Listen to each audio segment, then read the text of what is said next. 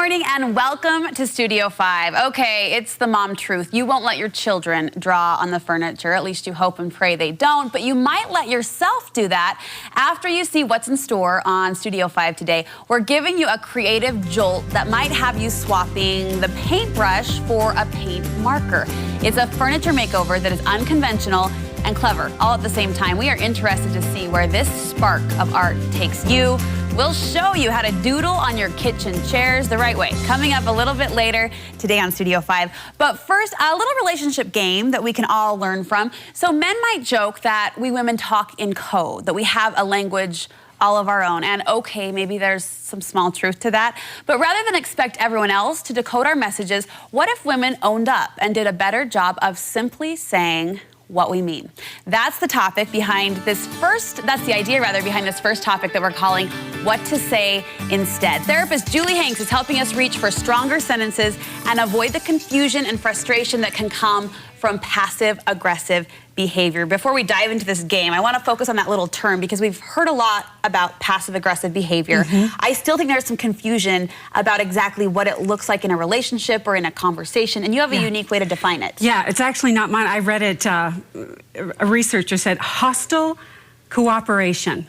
So it's like you appear cooperative, but there's something underneath the surface that's not cooperative. So it's the smiling face, it's the nodding, it's the appeasing and then answer. Inside you're like feeling something that doesn't match what you're saying or what you're exhibiting. And go shrink on us. Why is this so harmful for our relationships? Because it's dishonest.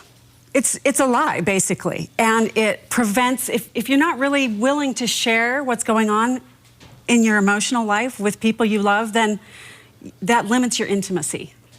Well said. That's enough right there. We're going to use some scenarios to kind of play this little what to say instead game. First, though, you have a scenario, a personal situation to kick us off. Oh, yes. I'm busting myself.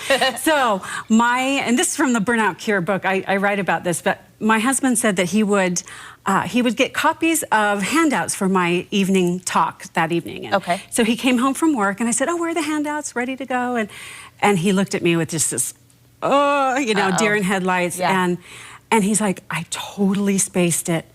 And the first thing I said was, that's okay.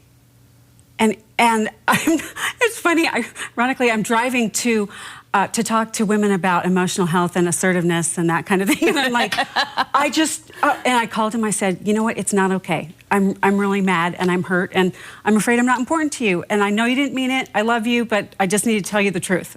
And how did that feel to get it out there? Good, and it was fine. Yeah, and it was more authentic.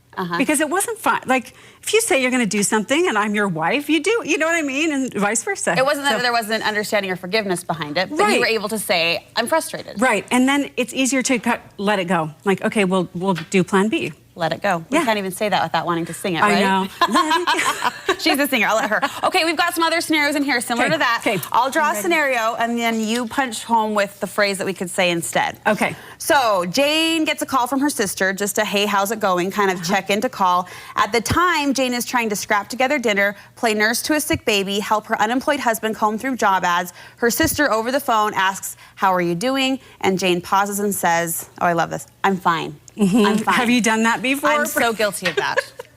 So this is a sister, and I'm assuming they have a close relationship. So what to say instead is that, I'm having a really hard day, honestly. Like, just tell the truth. I think there's this pressure as women that we have to appear like everything is going just smoothly, and rarely does it go smoothly. I mean, my morning didn't go smoothly this morning. Like, it's okay to kind of admit that, yeah, my life is really difficult right now, or, it's not all together. So in this scenario, her sister's a little bit more of an intimate relationship, we assume, right? They're close, they're friends, they go way back, to birth. But anyway, what if it's a neighbor or someone you're not quite as close with, and it's more of a passing conversation? How can you be honest without just dumping and unloading on an albeit stranger, your negative attitude? Yeah, I think depending on how intimate the relationship is, that's how much you would share or how long you would go on. Something that I say is when, oh, how's it going? You seem really busy. And I say, I'm hanging in there. There's a lot going on. Hanging in there. Yeah, there's a lot going on right now, but It's honest, it's authentic. But it's not like, oh my gosh, it's been so hard, blah, blah, blah, blah, right. to someone that I don't have that kind of intimate relationship And I don't with. get a negative vibe from I'm hanging in there. No, So it's like, smile, it's still... But it's not saying like, oh, everything's peachy. Right, the like, world is great. No, it's kind of hard, but All right, should we do it again? Yeah, let's do it. This is kind of fun. I like this. Okay, scenario number 2. Dan and Allison, they are at it again, arguing over the reoccurring topic of finances. Never happens, right? Never. Dan wants his wife to do a better job at sticking to the budget, but Allison is struggling to make those numbers work for her family's needs. After an hour of back and forth, she finally decides to shut things down by simply saying, Dan, you're right. You're right. Mm-hmm. Is this what do we say instead? I know. You say, we're not really getting anywhere. I'm not feeling heard, so let's come back to this. Still shutting it down, still closing it out. But it's honest. You don't have, if you don't, so most arguments, especially in marriage, there's not a right or wrong.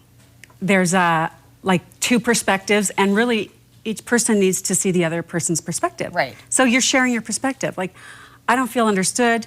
I'm not sure I get where you're coming from. Let's come back to it. Do you hear that phrase, you're right, in counseling a lot between couples who are not getting anywhere, maybe on a particular issue? It's just a quick way to shut down a conversation when people get emotionally flooded, just overwhelmed.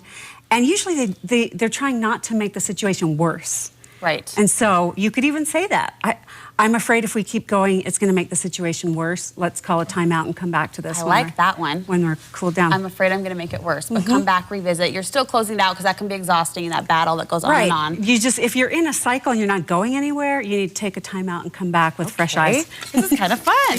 All right, this one, here we go. Scenario number 3. Molly is talking to a neighbor who casually mentions a play group that Molly was not invited to. She realizes Molly may feel left out. The neighbor does and jumps in to try to explain the situation. Molly cuts her off with a smile by just saying, whatever. Whatever. Whatever. Whatever. Yeah, whatever. What should she say instead? Whatever is code for, I care so much, but I'm hurt, or I care a lot, so I'm trying not to care. I'm protecting myself. That's what usually that's about. So she could say that, oh, I'm disappointed. And then ask, I say this all the time, ask for what you want. Is there room for one more? I would like to be a part of it. That could be slightly uncomfortable for the person on the other end, only because it's putting them on the spot, but at least, again, you're coming back to that honesty. They can say no. Like, they can say, you know what, and I always give the benefit of the doubt. Like, that's my rule. It's just always assume that people are doing the best they can, and really, nobody cares enough about you to try to hurt you. Do you know what I'm saying? Intentionally. Sure. And I think if you just have that philosophy, you're good. Okay, 30 seconds. Time for one more. Friends run into each other at a grocery store. One asks, "What's new with you?" To which the other replies, "Nothing." I hate that answer. I hate that answer. If you're breathing, you're still alive. Something's happening. Something's going on. So just say, oh, we just got back from Disneyland, or oh, my mom just got, I'm taking care of my mom who has cancer, or just say something. If this is someone you care about, give them some information that is authentic. Bridges that connection. Yeah. You mentioned your book, The Burnout Cure. That's a great source for kind of overcoming this passive-aggressive behavior. Yeah, and there's good concrete tips of how to handle difficult situations. Awesome, Julie. Thank you so much. Thanks, Brooke. All right.